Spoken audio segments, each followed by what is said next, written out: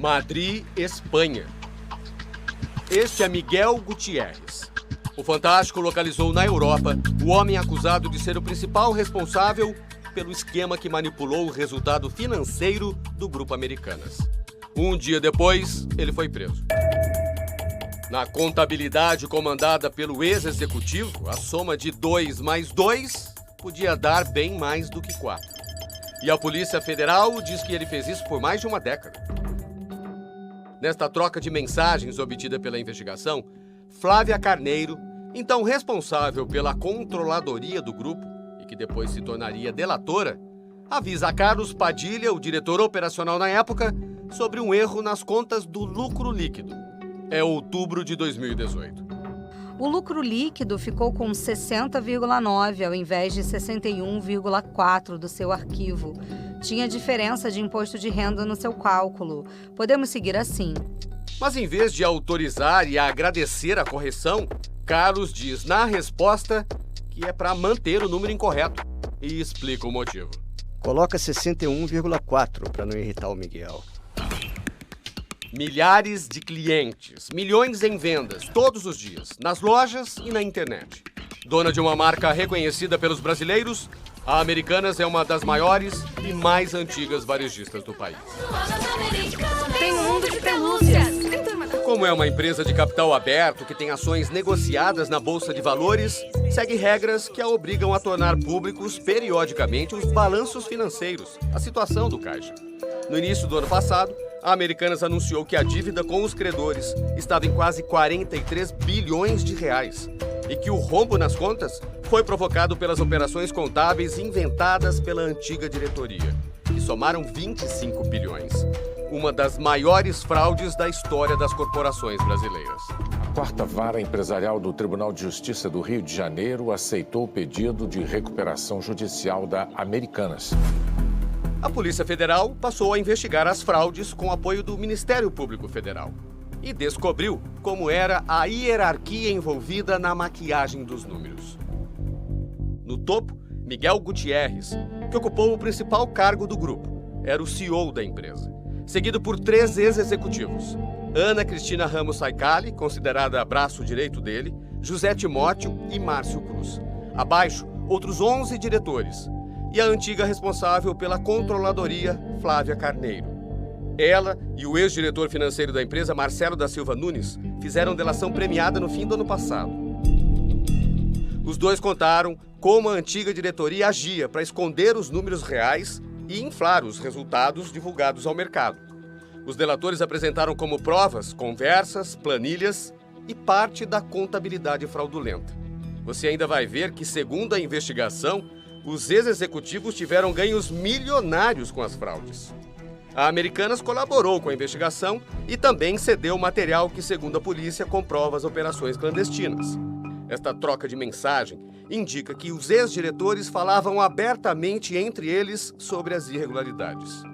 Carlos Padilha pede para que Flávia faça mais um ajuste nos números para aumentar o resultado de outro indicador financeiro, o chamado EBITDA, sigla em inglês que informa o lucro de uma companhia antes de serem descontados gastos com juros e impostos.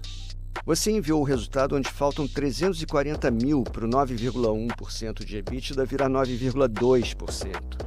Se a minha conta está certa, parece quase uma provocação ao Miguel. Tem espação para chegar a 9,2%? A antiga diretoria acabou criando 2 Americanas. A Real, que estava passando por problemas financeiros, tinha prejuízos. E a outra, onde os números obedeciam à vontade dos ex-executivos, para parecer que estava tudo bem, para fingir que as contas estavam sempre no azul. Mas para manter essa Americanas da ficção, eles tinham que lançar mão de uma sequência de fraudes, como inventar verbas concedidas por fornecedores para usar em propagandas, forjar empréstimos com bancos e fabricar operações com cartões de crédito. Um dos e-mails obtidos pela PF de maio de 2022 mostra que eles sabiam bem o que faziam. O então diretor operacional Timóteo de Barros escreveu para Marcelo da Silva Nunes. Para falar da Americanas real, eles usam a expressão "a vida como ela é". Segue a visão do resultado na visão "a vida como ela é". Devo circular para todos? O resultado descrito no e-mail é do primeiro trimestre de 2021. O prejuízo somado era de 209 milhões. Mas a companhia divulgou ao mercado um resultado positivo de 129 milhões. Os antigos diretores não se falavam apenas por e-mails e mensagens. Quando eram assuntos considerados mais sensíveis, precisavam se reunir. Mas eram reuniões secretas, para tentar esconder o que estavam fazendo. Por isso, sempre escolhiam esse espaço, uma sala mais afastada, longe de todos os outros funcionários, que eles apelidaram de sala blindada. A sala fica no segundo andar da sede da empresa, no centro do Rio de Janeiro. Durante esses anos, segundo a PF, várias vezes eles convocaram reuniões para falar pessoalmente sobre a estratégia das fraudes. Estou aqui na blindada. Vamos falar na blindada. Bom dia, 10 da manhã, na blindada. A investigação demonstrou que a antiga diretoria queria manter tudo em sigilo, porque precisava esconder os números reais também das auditorias.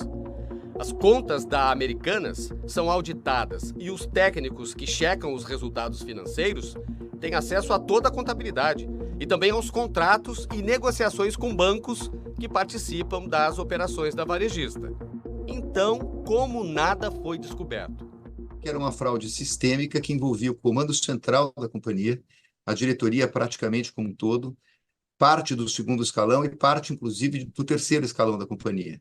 Então, na verdade, havia uma fraude absolutamente elaborada, as auditorias também foram enganadas, como foram enganados os bancos, o conselho e o mercado como um todo. Os três maiores acionistas e controladores da empresa, Jorge Paulo Lemann, Marcel Teles e Carlos Alberto Sicupira, não são alvo dessa investigação. Depois da descoberta das fraudes, eles investiram 5 bilhões na recuperação da Americanas e prometem investir outros 7 bilhões. Nesse momento, o foco da investigação é a antiga diretoria.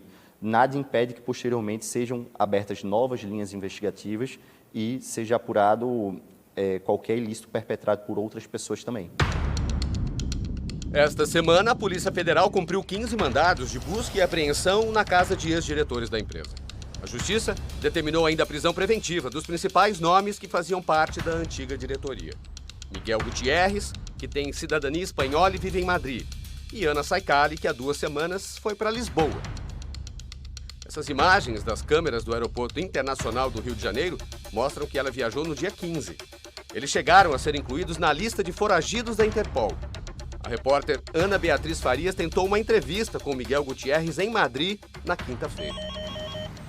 Sí. Hola, pregunto por Miguel Gutiérrez. Miguel Gutiérrez no, sé con Pablo. Vale, gracias. Foi preso em casa na última sexta-feira num acordo de cooperação com a Interpol. No sábado, foi solto na audiência de custódia, mas não volta ao Brasil. Terá que se apresentar à Justiça Espanhola a cada 2 semanas. Ana Saicali decidiu se entregar à Justiça. Ela foi conduzida pela Interpol até o aeroporto de Lisboa hoje. O repórter Leonardo Monteiro tentou falar com ela. Queria saber se a senhora tem alguma coisa a nos dizer. Só uma palavrinha, por favor. Ana Saicali será acompanhada pela Polícia Federal assim que desembarcar no Brasil, mas não vai ficar presa. Estará proibida de deixar o país. O diretor-geral da Polícia Federal falou com o repórter Leonardo Monteiro em Portugal. Nós criamos ano passado uma diretoria de cooperação internacional porque o crime organizado não é de hoje, não tem fronteiras. Portanto, necessariamente as polícias têm que cooperar, os países têm que cooperar e trabalhar em união, em cooperação, em coordenação. A investigação revelou que as fraudes para melhorar os resultados financeiros da Americanas beneficiavam diretamente os antigos diretores. Quanto mais a empresa lucrava, mesmo que numa contabilidade mentirosa, mais a alta cúpula de executivos ganhava com prêmios salariais, bônus milionários pagos a eles todos os anos. E ainda inflavam o preço das ações da varejista no mercado. Durante a década de fraudes, as ações da Americanas se valorizaram, o que atraiu mais acionistas brasileiros que investiam na empresa acreditando em números irreais. Mas quando as fraudes foram reveladas no início do ano passado, o preço do papel despencou e o investimento de muita gente virou pó. Hoje, milhares desses investidores se juntaram em ações judiciais para tentar uma reparação. Edgar começou a comprar ações da Americanas em 2019. Durante 4 anos, formou um bom patrimônio pensando no futuro. Na realidade, eu investi acreditando que é uma empresa sólida, uma empresa brasileira. Não investi na empresa pensando em ficar rico, mas você investe pensando numa segurança pro futuro. Com o escândalo das fraudes e a queda no preço das ações, ele perdeu R$150 mil. Todo mundo que investiu, todos os investidores minoritários, fica com a sensação de, tipo, não importa o valor que você colocou ou deixou de colocar, você se sente, entre aspas, assim, roubado. Quem não perdeu nenhum real com as ações foi a antiga diretoria. Ao contrário, a Polícia Federal diz que, ao saberem que um novo executivo seria contratado para comandar o grupo e não teriam mais como esconder as fraudes, os ex-diretores passaram a vender as ações deles com os preços ainda em alta, 6 meses antes do anúncio do rombo financeiro.